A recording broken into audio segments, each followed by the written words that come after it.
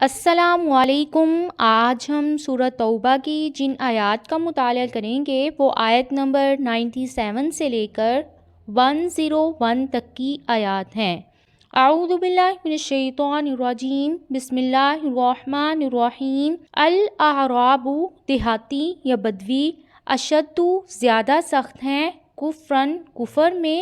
ونفاقن اور نفاق میں، وَأَجْدَرُ اور زیادہ لائق ہیں، اللہ یہ کہ نہ یعلمو وہ جانے، حدود کو، ما اس کی جو انزلہ نازل کیا، اللہ تعالیٰ نے،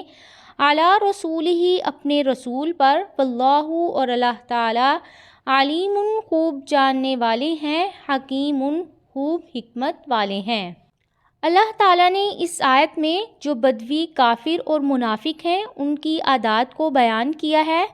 جنگلوں، صحراؤں اور دیہاتوں میں رہنے والے اور شہروں میں رہنے والے منافق کے اخلاق و کردار کے مقابلے میں دیہاتی لوگوں کے اخلاق و کردار میں کھردرا پن زیادہ ہوتا ہے۔ اس طرح یہ کفر و نفاق میں بھی شہریوں سے زیادہ سخت اور احکام شریعت سے زیادہ بے خبر ہوتے ہیں۔ دیہاتی لوگ زیادہ اجڑ کیوں ہوتے ہیں؟ ان دیہاتی لوگوں نے فتح مکہ کے بعد اسلام اس لیے قبول کر لیا تھا کہ غالب فریق کے ساتھ لگ جائیں۔ جو پابندیاں اسلام کی روح سے عائد ہوتی ہیں، مثلا نماز کا باقاعدہ اہتمام، زکوٰۃ کی ادائیگی، اللہ تعالیٰ کی راہ میں اپنی جان اور مال کے ساتھ جہاد کرنا، اور اس راہ میں پیش آنے والے مصائب پر صبر و برداشت وغیرہ، ان باتوں کے لیے یہ لوگ ذہنی طور پر تیار نہیں تھے۔ صحرائی زندگی کی وجہ سے اجڑ اور اکھڑ پن موجود ہوتا ہے۔ علم و حکمت کی مجلسوں سے دور رہنے کی وجہ سے تہذیب اور شائستگی، علم و عرفان کی روشنی بہت کم قبول کرتے ہیں۔ اس لیے یہ بدوی نفاق میں شہری منافقوں کی نسبت زیادہ سخت ہوتی ہیں۔ بعض اعراب کی سخت دلی پر اس حدیث سے کافی روشنی پڑتی ہے جو ام المؤمنین حضرت عائشہ نے بیان فرمائی کہ اعراب کے کچھ لوگ رسول اللہ صلی اللہ علیہ وسلم کے پاس آئے، انہوں نے آپ کو حضرت حسن اور حضرت حسین کو چومتے ہوئے دیکھا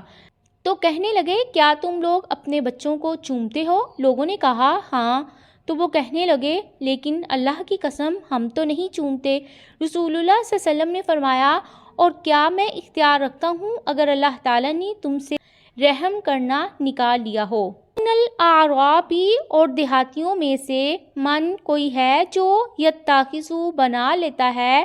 ما اسے جو ینفقو وہ خرچ کرتا ہے، مغرمن توان، وَيَتَرَبَّصُ اور وہ انتظار کرتا ہے، بکم تمہارے بارے میں، الدَّوَائِرَ گردشوں کا، علیہم ان پر، دائرۃ گردش ہے، السوء بری، واللہ اور اللہ تعالیٰ، سمیع خوب سننے والے ہیں، علیم خوب جاننے والے ہیں۔ اس آیت میں بدوی منافق کا زکوٰۃ کے متعلق بتایا ہے کہ دیہاتی منافق اسلام میں تو اس لیے داخل ہوئے تھے کہ انہیں کچھ دنیاوی مفاد حاصل ہوں گے، مگر انہیں یہاں معاملہ مختلف نظر آنے لگا کہ ہم تو پہلے سے ہی اچھے تھے، لہٰذا وہ پھر کسی گردش زمانہ کے منتظر بیٹھے ہیں اب اسلام کا خاتمہ ہو اور اس کی پابندی سے جان چھوٹے، جسے وہ توان سمجھ کر انتہائی ناخوشی سے ادا کرتے تھے۔ پھر جب 1.5-2 سال بعد نبی کریم صلی اللہ علیہ وسلم کی وفات ہو گئی تو ان لوگوں نے موقع غنیمت جانا، بعض تو اسلام سے پھر گئے اور کفر کا راستہ اختیار کیا، اور بعض نے زکوٰۃ دینے سے انکار کر دیا تھا، جس سے حضرت ابوبکر صدیق رضی اللہ تعالیٰ عنہ نے جہاد کیا تھا۔ وَمِنَ الْأَعْرَابِ اور دیہاتیوں میں سے، من کوئی ہے جو یؤمن ایمان رکھتا ہے، باللہ اللہ تعالیٰ پر، والیوم الآخر اور آخرت کے دن پر، وَیَتَّخِذُ اور وہ بنا لیتا ہے، ما اسے جو ینفقو وہ خرچ کرتے ہیں، قربات قربتوں کا ذریعہ، عند اللہ اللہ تعالیٰ کے نزدیک، وصلوات الرسول اور رسول کی دعاؤں کا، الا خبردار، انہا بے شک وہ، قربت قربت کا ذریعہ ہے، لہم ان کے لیے، سیدخلہم ان قریب داخل کرے گا انہیں، اللہ تعالیٰ، فی رحمتہ اپنی رحمت میں، ان اللہ بے شک اللہ تعالی غفور بخشنے والے ہیں، رحیم بہت رحم کرنے والے ہیں۔ اللہ تعالیٰ نے اس آیت میں بتایا ہے کہ سب اعراب ایک جیسے نہیں ہیں، ان میں کئی مخلص مسلمان بھی ہیں جو خوش دلی سے صدقہ کرتے ہیں اور اسے اللہ تعالیٰ کے ہاں قربتوں اور رسول کی دعاؤں کو حاصل کرنے کا ذریعہ سمجھتے ہیں۔ اللہ تعالیٰ نے ان کے حق میں شہادت دی کہ ان کے یہ اعمال یقیناً ان کے لیے قرب کا ذریعہ ثابت ہوں گے۔ اللہ تعالیٰ انہیں ضرور اپنی رحمت میں نازل فرمائے گا۔ عبداللہ بن اوفا رضی اللہ تعالیٰ عنہ فرماتے ہیں کہ جب میرے والد زکوٰۃ لے کر رسول اللہ صلی اللہ علیہ وسلم کے پاس پہنچے، آپ نے انہیں دعا دیتے ہوئے فرمایا، اے اللہ ابو اوفا کی آل پر رحم فرما۔ والسابقون الاولون، اور سبقت کرنے والے سب سے پہلے، من المہاجرین مہاجرین میں سے، والانصاری اور انصار میں سے، والذین اور ان لوگوں میں سے جنہوں نے اتبعوہم پیروی کی ان کی، بإحسان احسان کے ساتھ، رضی اللہ عنہم راضی ہو گئے اللہ تعالیٰ ان سے، ورضوا اور وہ راضی ہو گئے عنہ اس سے، وعد اور اس نے تیار کر رکھا ہے، لہم ان کے لیے، جنات باغات کو، تجری بہتی ہیں، تحتہ الانہار اس کے نیچے سے نہریں، خالدین ہمیشہ رہنے والے ہیں، فیہا اس میں، ابداً ہمیشہ ہمیشہ، ذالک الفوز العظیم یہی ہے کامیابی جو بہت بڑی ہے۔ اس آیت میں 3 گروہوں کا ذکر ہے۔ ایک مہاجرین کا جنہوں نے دین کی خاطر اللہ تعالیٰ اور اس کے رسول کے حکم پر مکہ اور دیگر علاقوں میں ہجرت کی اور سب کچھ چھوڑ چھاڑ کر مدینہ آ گئے۔ دوسرے انصار جو مدینہ میں رہائش پذیر تھے، انہوں نے ہر موقع پر رسول اللہ صلی اللہ علیہ وسلم کی مدد اور حفاظت فرمائی اور مدینہ آنے والے مہاجرین کی خوب توازی کی اور اپنا سب کچھ ان کی خدمت میں پیش کر دیا۔ یہاں ان 2 گروہوں کو سابقون الاولون کا ذکر فرمایا ہے۔ ان دونوں گروہوں میں وہ افراد جنہوں نے اسلام قبول کرنے کے لیے سب سے پہلے سبقت کی، اس کی تفسیر میں اختلاف ہے۔ بعض کے نزدیک سابقون الاولون وہ ہیں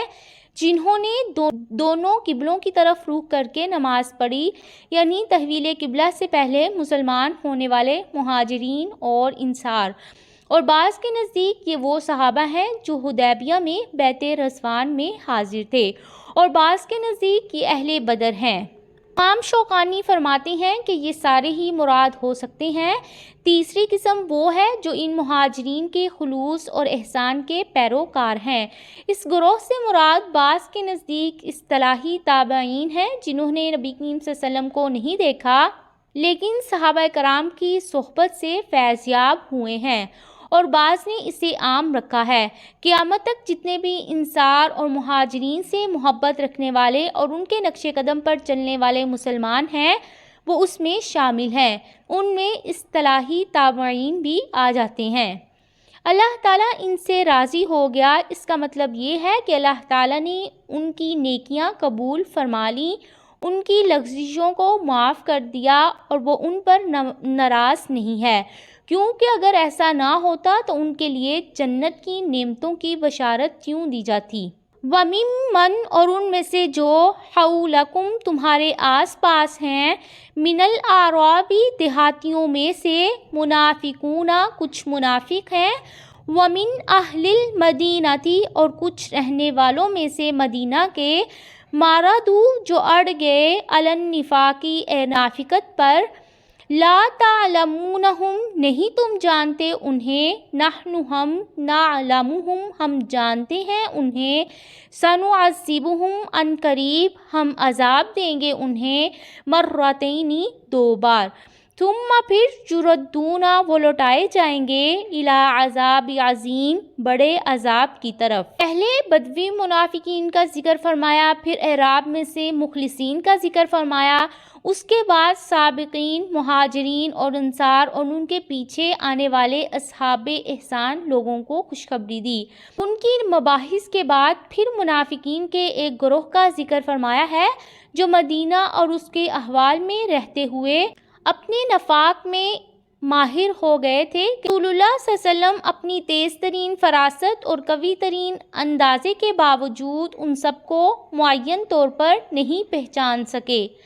بعض کو ان کے لہجے اور دوسری علامات سے یا اللہ تعالیٰ کی نشاندہی سے پہچانتا ہوں،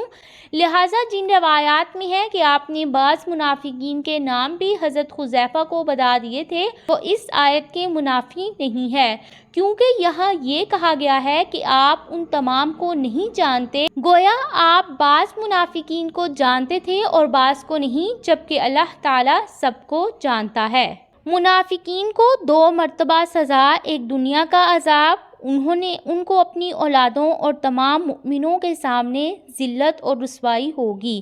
ابن عباس اس آیت کی تفسیر میں فرماتے ہیں کہ ایک مرتبہ جمعے کے خطبہ میں نبی کریم صلی اللہ علیہ وسلم نے فرمایا